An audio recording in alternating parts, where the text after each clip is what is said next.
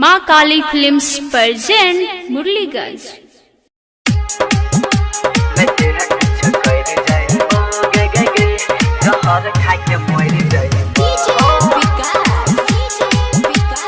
सपना studio Delhi.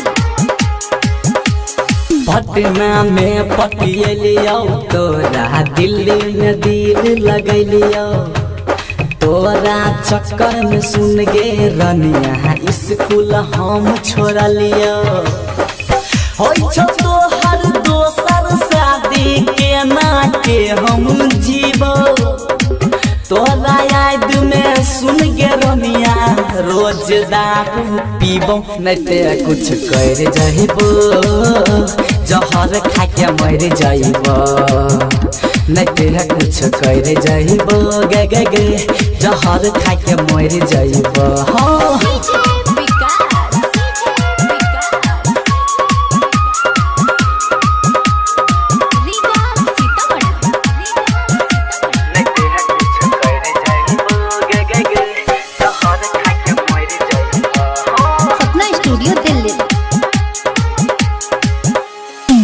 तोरा खातिर सुन गे रनिया पापा मोर पीटल के गाँव समाज के लोग सब मिल के दूसल के फाटल कर जबा हमर के ना के हम सीबो तोरा याद में सुन गे गोरकी रोज दारू पीबो नहीं ते कुछ कर जाइबो जहर खा के मर जाइबो नहीं ते कुछ कर जाइबो जहर खा के मर जाइबो गे। सपना स्टूडियो दिल्ली।